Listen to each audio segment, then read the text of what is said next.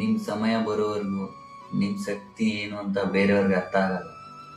ಇದಕ್ಕೊಂದು ಒಳ್ಳೆ ಉದಾಹರಣೆ ಹೇಳೋದಾದ್ರೆ, ಕಾಡಲ್ಲಿ ಎಲ್ಲಾ ಪ್ರಾಣಿ ಪಕ್ಷಿಗಳು ಸಹಜವಾಗಿ ಬೆಳಗಿನ ಸಮಯ ಎಚ್ಚರ ಇರುತ್ತೆ, ರಾತ್ರಿ ಸಮಯ ಮಲಗಿರುತ್ತೆ.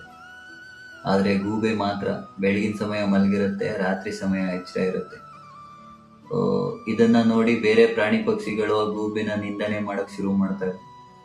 ನೋಡು, ನಾವೆಲ್ಲ ಕರೆಕ್ಟ್ ಸಮಯದಲ್ಲಿ ಹುಟ್ಟಿದೀವಿ, ಒಳ್ಳೆ ಸಮಯದಲ್ಲಿ ಹುಟ್ಟಿದೀವಿ, ಅದಕ್ಕೆ ನಾವೆಲ್ಲ ಒಂದೇ ತರ ಇದ್ದೀವಿ. ನೀನ್ ಮಾತ್ರ ಕೆಟ್ಟ ಸಮಯದಲ್ಲಿ ಹುಟ್ಟಿದೀಯ, ಅದಕ್ಕೆ ನೀನು ನಮ್ಮೆಲ್ರಿಗಿಂತ ಭಿನ್ನವಾಗಿದ್ದೀಯಾ ಅಂತ ಯಾವಾಗ್ಲೂ ನಿಂದನೆ ಮಾಡ್ತಾನೆ ಇರ್ತವೆ ಗೂಬೆನ. ಗೂಬೆ ಏನು ವಾದ ಮಾಡಲ್ಲ, ಸುಮ್ಮನಾಗತ್ತೆ.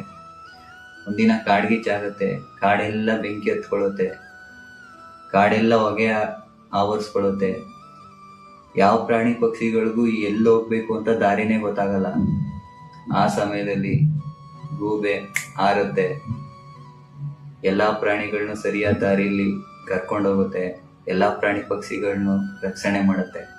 ಸೊ ಅವಾಗ ಆ ಪ್ರಾಣಿ ಪಕ್ಷಿಗಳಿಗೆ ಅರ್ಥ ಆಗುತ್ತೆ ಗೂಬೆ ಪ್ರಾಮುಖ್ಯತೆ ಏನು ಅಂತ. ಸೊ ಇದರಿಂದ ನಾವೇನ್ ತಿಳ್ಕೊಬೇಕು ಅಂದ್ರೆ, ಅನಾವಶ್ಯಕವಾಗಿ ವಾದ ಮಾಡಬಾರ್ದು, ಮೂರ್ಖರ ಜೊತೆ ಮಾತಾಡಬಾರ್ದು. ನಮ್ಮ ಸಮಯ ಬಂದೇ ಬರುತ್ತೆ, ಆ ಸಮಯಕ್ಕೋಸ್ಕರ ಕಾಯಬೇಕು. ಆ ಸಮಯ ಬಂದಾಗ ನಾವು ಮಾಡೋ ಕೆಲ್ಸದ ಮುಖಾಂತರ ಅವ್ರಿಗೆ ಉತ್ತರ ನೀಡಬೇಕು. ನಮ್ಮ ಸಮಯ ಕೂಡ ಬಂದೇ ಬರುತ್ತೆ, ಅಲ್ಲಿವರೆಗೂ ಕಾಯೋಣ, ನಮ್ಮ ಕೆಲ್ಸದ ಮುಖಾಂತರ ಅವ್ರಿಗೆ ಆನ್ಸರ್ ನೀಡೋಣ. ಇದು ವಿಷಯ ಅಲ್ಲ, ವಾಸ್ತವ. Thank you for watching. ನಾನು ನಿಮ್ಮ